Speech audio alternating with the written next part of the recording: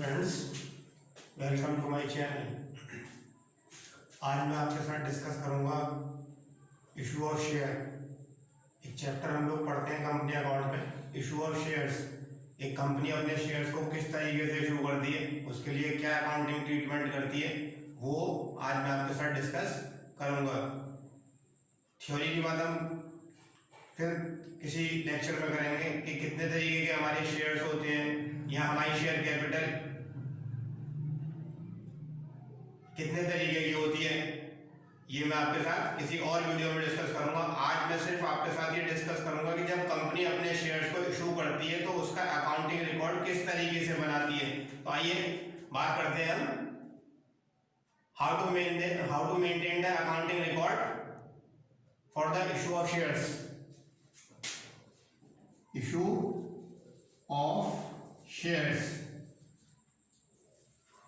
तो company act के according कोई भी कंपनी अपने शेयर्स को दो तरीके से इशू कर सकती है। सबसे पहला होता है issue of share at par, issue of share at par, और दूसरा होता है issue of share at premium, issue of share at premium. एक थर्ड कैटेगरी भी हमारी होती है issue of share at discount, लेकिन कंपनीज एक्ट 2013 के अकॉर्डिंग आप कोई भी कंपनी अपने शेयर्स को डिस्काउंट पर इशू नहीं कर सकती। अब सवाल हमारे सामने आता है कि पार का और प्रीमियम का क्या कंसेप्ट है, पार और प्रीमियम का क्या मतलब होता है। कंपनी के शेयर की जो वैल्यू होती है, जिस वैल्यू पर कंपनी के शेयर को रजिस्टर्ड कराया गया, that is known as face value, उसको हम कहते हैं फेस वैल्यू। कंपनी की जो जब शेयर कैपिटल बनाएगी, जब कंपनी की ऑथराइज कैपिटल कराएगी, रजिस्टर्ड कैपिटल कराएगी, तो उस टाइम पर जो उसके शेयर की वैल्यू फिक्स की गई उसको हम लोग कहते हैं फेस वैल्यू। तो जब कोई भी कंपनी अपने शेयर्स को इस फेस वैल्यू पर ही इशू करती है वो कहलाता है एट पार। जब फेस वैल्यू पर इशू करेगी तो एट पार, और फेस वैल्यू से ज्यादा में अगर इशू कर रही है तो उसको हम लोग कहते हैं एट प्रीमियम। यानी मान लीजिए फेस वैल्यू जो है कंपनी के शेयर की अगर एक की 100 रुपए है, तो अगर 100 रुपए वाले शेयर्स को कंपनी 100 रुपए में ही इशू कर रही है तो उसे हम कहेंगे issue of share at par, और 100 रुपए से ज्यादा में इशू कर रही है तो उसे हम लोग कहेंगे issue of share at premium. तो मैं अकाउंटिंग एंट्रीज की बात करूंगा, तो जब भी कंपनी अपने शेयर्स को इशू करती है तो पेमेंट हो सकता है कि एक बार में ले ले लमसम में, या हो सकता है कि पेमेंट जो है वो इंस्टॉलमेंट में ले। तो वो सिचुएशन आपके सामने मौजूद रहती है कि हाँ कंपनी जो शेयर इशू कर रही है उसका पेमेंट जो है वो इंस्टॉलमेंट में ले रही है या पूरा एक बार में लमसम अमाउंट ले रही है।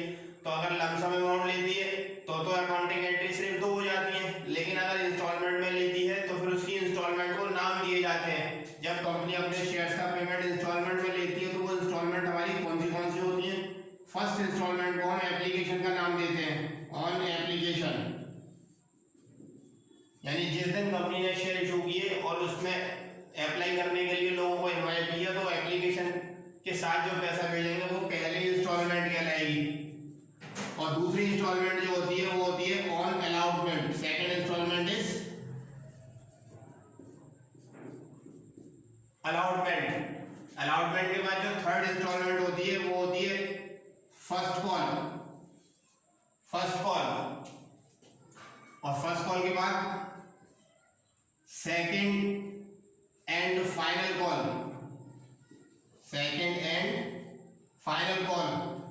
जरूरी नहीं है कि सेकंड कॉल ही फाइनल कॉल हो सकता है कि सेकंड कॉल हो उसके बाद एक और कॉल हो फाइनल कॉल। तो वो ये थर्ड इंस्टॉलमेंट हो गई हमारी, और ये इंस्टॉलमेंट हमारी कौन सी इंस्टॉलमेंट हो गई, फोर्थ इंस्टॉलमेंट हो गई।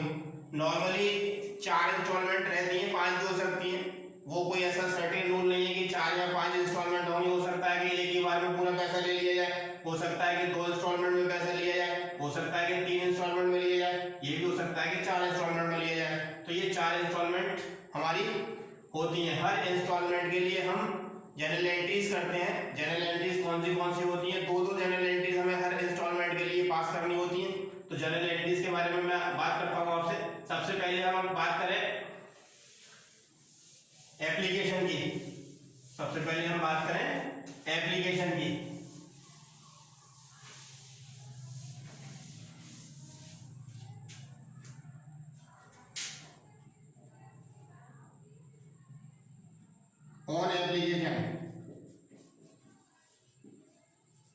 ऑन एप्लीकेशन, एप्लीकेशन का पैसा जो है वो रिसीव होगा और ड्यू होगा। ड्यू कहते हैं हम लोग ट्रांसफर, एप्लीकेशन का पैसा रिसीव होगा और ट्रांसफर होगा। तो रिसीव करने के लिए जो हमारी एंट्री होगी वो होगी bank account debit, bank account DR to share application account, to share application account. Narration इसका लिख देंगे हम बीइंग एप्लीकेशन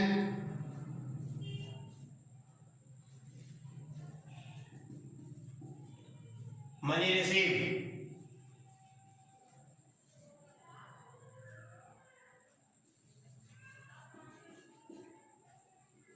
और ड्यू की एंट्री जो होगी हमारी वो क्या होगी, share application account debit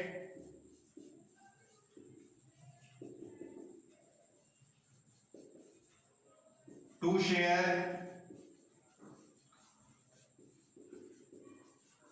capital account, share application account debit to share capital account being application money due या ट्रांसफर। पहले एप्लीकेशन का पैसा हमने रिसीव कर लिया, bank account debit to share application, bank में पैसे आ रहे हैं इसलिए बैंक को डेबिट, शेयर एप्लीकेशन क्रेडिट हो गई। और फिर शेयर एप्लीकेशन पर जो पैसा आया उसको हमने शेयर कैपिटल अकाउंट में ट्रांसफर कर दिया। तो पहले हमने एप्लीकेशन का पैसा रिसीव किया और उसके बाद से ट्रांसफर किया। तो एप्लीकेशन के लिए 2 एंट्री हो गई। उसके बाद हम अलॉटमेंट की बात करें, अलॉटमेंट के लिए भी फिर हम 2 एंट्री करेंगे। जैसा कि मैंने अभी भी बताया था कि हर इंस्टॉलमेंट के लिए 2 एंट्रीज हमें करनी है। तो अब हम अगर अलॉटमेंट की बात करें तो अलॉटमेंट के लिए क्या एंट्री होगी हमारी, अलॉटमेंट में पहले on allotment, on allotment, allotment में 2 सिचुएशन, पहले ड्यू और फिर रिसीव। एप्लीकेशन का पैसा पहले रिसीव होता है, उसके बाद उसे हम ट्रांसफर करते हैं, लेकिन उस टाइम पर हमें ये डिसाइड नहीं होता कि कितने शेयर्स के लिए अप्लाई होगा, इसलिए मनी पहले आती है हमारे पास। अलॉटमेंट का मतलब होता है shares allotted to share holder, क्योंकि जब शेयर्स शेयर होल्डर को अलॉट हो गए तो हमें ये कंफर्म हो गया कि किससे कितना पैसा हमें लेना है। तो पहले उसका पैसा कैपिटल में ट्रांसफर कर लिया जाएगा और उसके बाद उसकी मनी जो है वो रिसीव की जाएगी सेकंड इंस्टॉलमेंट की। तो एंट्री हो जाएगी share allotment account debit, share allotment account debit to share capital account, share allotment account debit to share capital account. Narration हो जाएगा बीइंग अलॉटमेंट मनी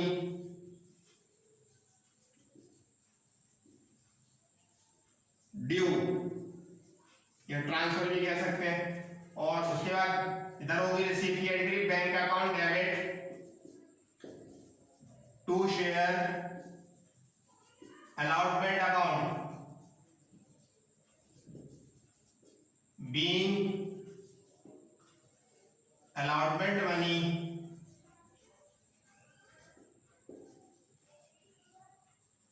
रिसीव। तो अलॉटमेंट का पहले ड्यू किया, फिर उसके बाद अलॉटमेंट की हमने मनी रिसीव कर ली, that is the second installment. Allotment का हमने ये कर लिया। उसके बाद अलॉटमेंट की एंट्री करने के बाद हमारी अगली जो इंस्टॉलमेंट आती है वो आती है फर्स्ट कॉल। अलॉटमेंट के बाद अगली एंट्री आती है फर्स्ट कॉल। फर्स्ट कॉल में भी हमारे पास वही 2 सिचुएशन होंगी। फर्स्ट कॉल, वैसे तो फर्स्ट कॉल हो या सेकंड कॉल हो, कोई सी भी कॉल हो, यही सेम एंट्री होनी है, लेकिन मैं अलग अलग लिख देता हूं। फिर भी फर्स्ट कॉल की पहले आप ड्यू करेंगे। फर्स्ट कॉल हमारी ड्यू होगी, ड्यू की एंट्री जो होगी हमारी क्या होगी, वो ड्यू की एंट्री हमारी हो जाएगी share first call account debit to share capital account, share first call account debit to share capital account being first call money due. और उसके बाद फर्स्ट कॉल की मनी जो है रिसीव होगी। फर्स्ट कॉल मनी रिसीव करने की entry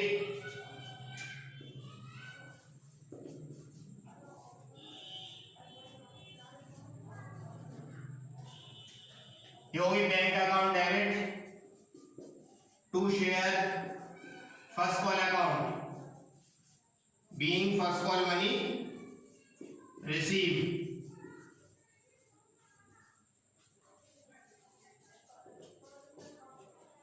तो पहले हमने फर्स्ट कॉल की ड्यू की एंट्री कर दी और उसके बाद फर्स्ट कॉल रिसीव की एंट्री हो गई।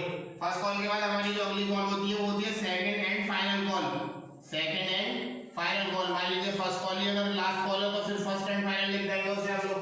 तो सेकंड एंड फाइनल कॉल के लिए सेम वही एंट्री होगी जो इसके लिए हुई है। ड्यू के लिए होगी हमारी शेयर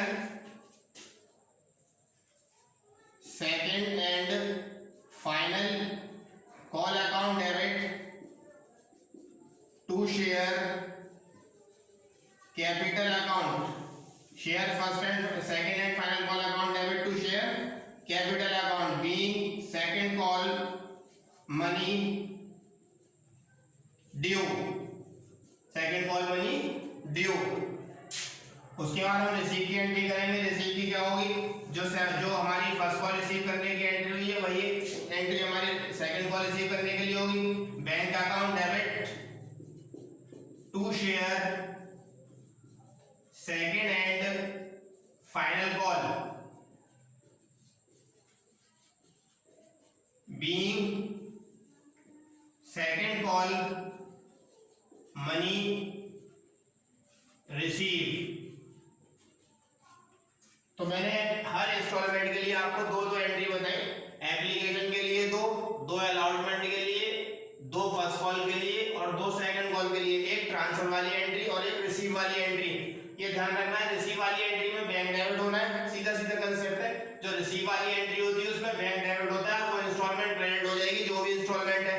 एप्लीकेशन है तो एप्लीकेशन, फर्स्ट कॉल है तो फर्स्ट कॉल, सेकंड कॉल है तो सेकंड कॉल, अलॉटमेंट है तो अलॉटमेंट। और जो ड्यू वाली एंट्री होती है उसमें शेयर कैपिटल को क्रेडिट होना है। शेयर कैपिटल को क्रेडिट होने का मतलब शेयर कैपिटल हर एंट्री में क्रेडिट होगी और डेबिट क्या हो जाएगा, डेबिट वो इंस्टॉलमेंट हो जाएगी जो भी इंस्टॉलमेंट होगी। एप्लीकेशन है तो एप्लीकेशन डेबिट, अलॉटमेंट है तो अलॉटमेंट डेबिट, फर्स्ट कॉल है तो फर्स्ट कॉल डेबिट और सेकंड कॉल है तो सेकंड कॉल डेबिट। तो ये हमारी जनरल एंट्रीज होंगी।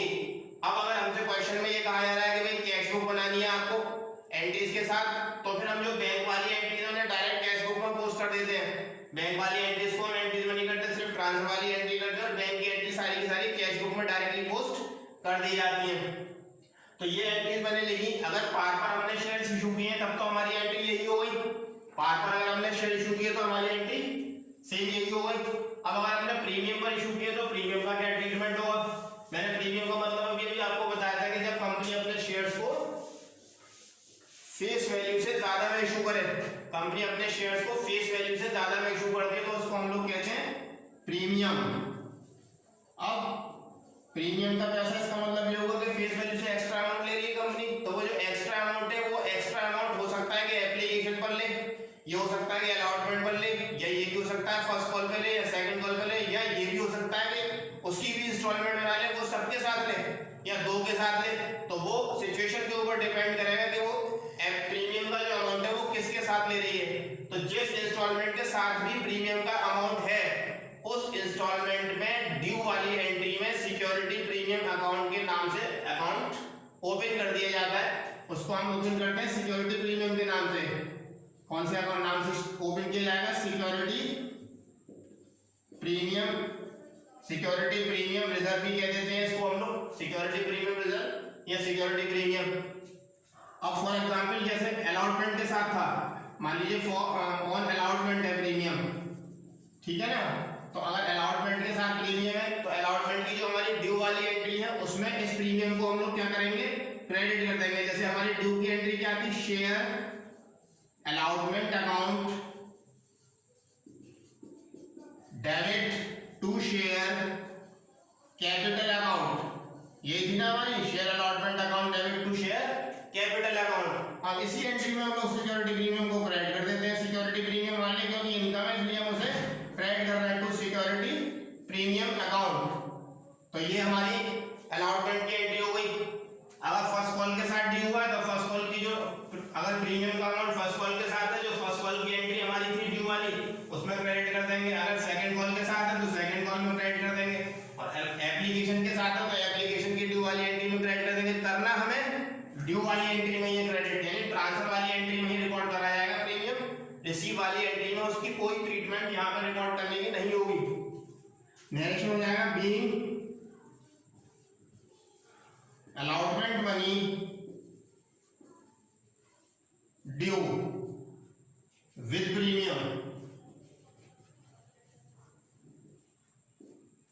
ठीक है ना। प्रीमियम का मतलब extra money charge by the company from the share holder, share holder से जो फेस वैल्यू से एक्स्ट्रा अमाउंट लिया जा रहा है वो हमारा प्रीमियम कहलाएगा। तो प्रीमियम को हम लोग एप्लीकेशन या अलॉटमेंट या फर्स्ट कॉल या सेकंड कॉल किसी के भी साथ ले सकते हैं, जैसा कि क्वेश्चन में होगा। कंपनी जैसा भी डिसाइड कर रही है उसके हिसाब से हम उसे लेंगे और जिस इंस्टॉलमेंट के साथ प्रीमियम को लिया जा रहा है उस इंस्टॉलमेंट में उसे क्रेडिट कर दिया जाएगा। अगर चारों में लिया जाए तो चारों में क्रेडिट कर देंगे, कोई प्रॉब्लम ही नहीं है उसमें, ठीक है ना। ये हुआ हमारा प्रीमियम की बात। अब इसमें एक कॉन्सेप्ट हमारा और आता है,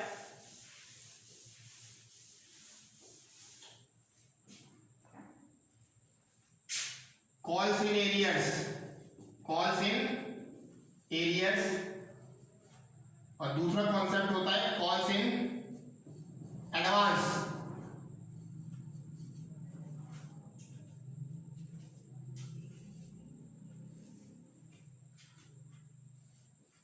Unpaid amount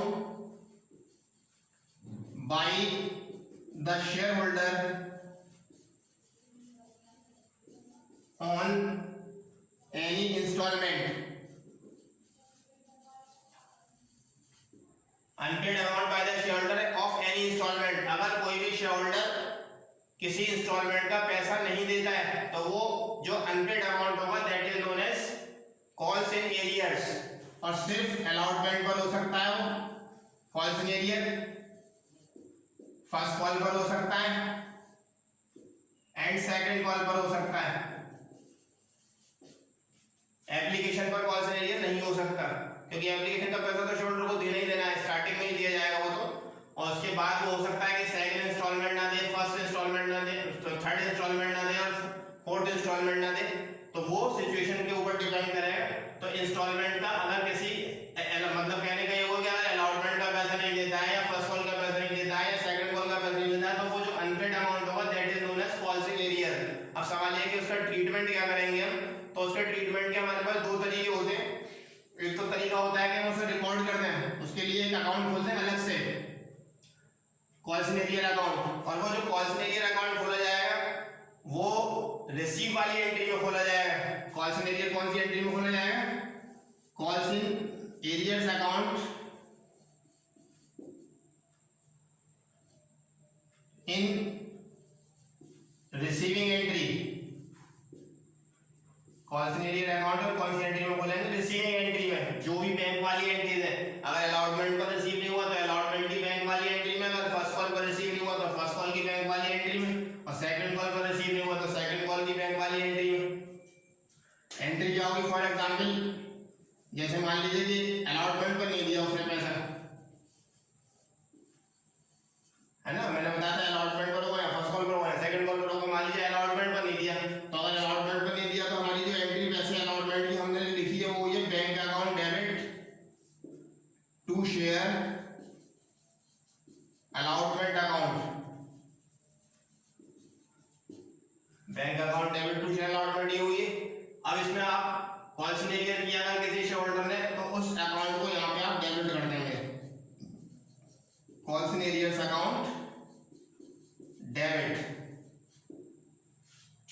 कंपनी के लिए एक तरीके का नुकसान है, पैसा नहीं आ रहा है।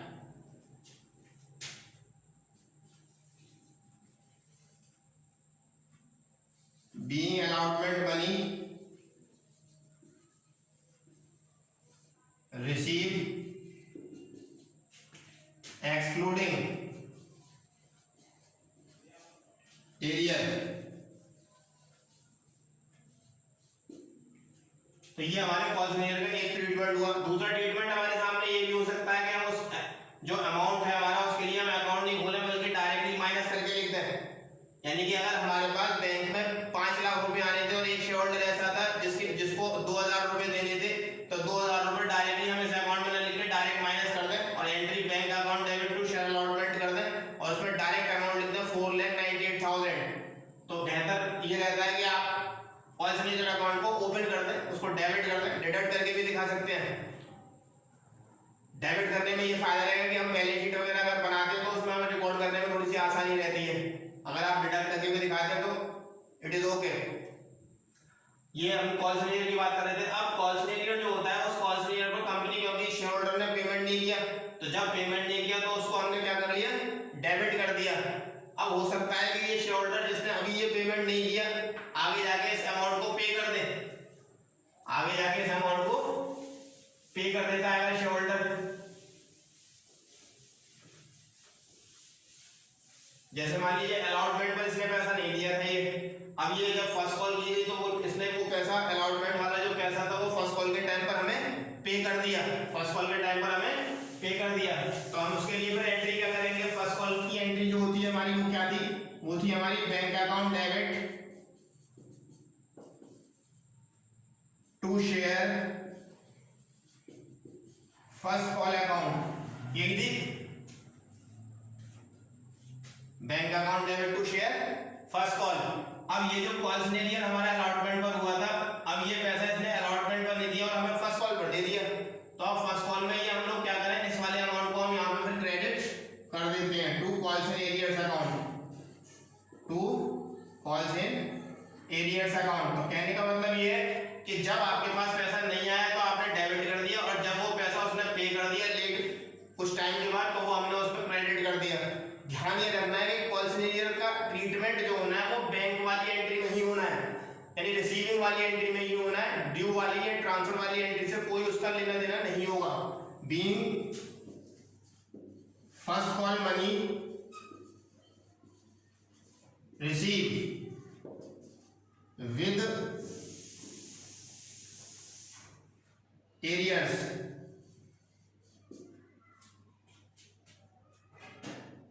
ये हमारी फर्स्ट कॉल की एंट्री हुई। अब इसमें कॉल सिग्नेचर जो होता है हमारा, उस पर कंपनी इंटरेस्ट चार्ज करती है, क्योंकि जो पैसा इसको अलॉटमेंट पर देना चाहिए था पर्सन को, वो इसने फर्स्ट कॉल पर दिया। मान लीजिए कि अलॉटमेंट की जो डेट थी वो 1 अप्रैल थी, और ये अमाउंट इसने हमें 3 महीने बाद जब हमने फर्स्ट कॉल की उससे 1 जुलाई को, तब इसने हमें पैसा दिया, तो इससे 3 महीने का इंटरेस्ट चार्ज किया जाएगा। Interest on call signature, interest on calls in arrears, call signature पर इंटरेस्ट चार्ज किया जाएगा। कॉल सिग्नेचर पर जो इंटरेस्ट होता है वो, अगर हम कंपनीज एक्ट 1956 के अकॉर्डिंग बात करें तो 5% पर एनम, और अगर हम कंपनीज एक्ट 2013 के अकॉर्डिंग बात करें तो 10% पर एनम, 10% का इंटरेस्ट चार्ज कंपनी करेगी इसके ऊपर। तो इसके लिए एक सिंगल एंट्री में लिख देता हूं, वैसे 2 होती है लेकिन उसको हम सिंगल में कन्वर्ट कर देते हैं। इंटरेस्ट की जो एंट्री होगी वो होगी bank account debit to interest on calls in arrears account,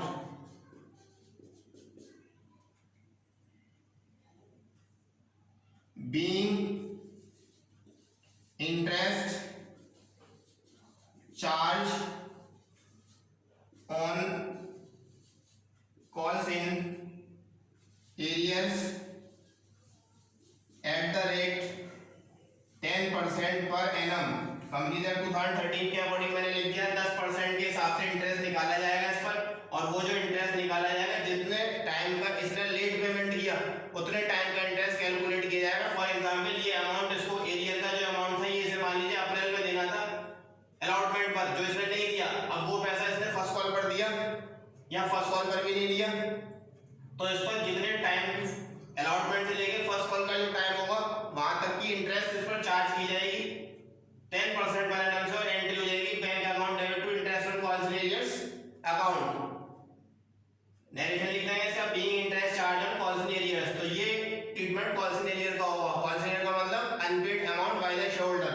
एक टर्म मैंने लिखी इसमें calls in advance, calls in advance. अब कॉल्स इन एडवांस के बारे में, और एक oversubscription of shares and undersubscription of shares, तीनों टॉपिक मैं आपको नेक्स्ट वीडियो में डिस्कस करूंगा कि कॉल्स इन एडवांस का क्या ट्रीटमेंट होगा और ओवर सब्सक्रिप्शन का क्या ट्रीटमेंट होगा और अंडर सब्सक्रिप्शन का क्या ट्रीटमेंट होगा, और उसके बाद फिर न्यूमेरिकल क्वेश्चंस इसके किस तरीके से किए जाएंगे, वो किस तरीके से कैलकुलेशंस होंगी इसमें, वो मैं आपको फर्दर वीडियो में डिस्कस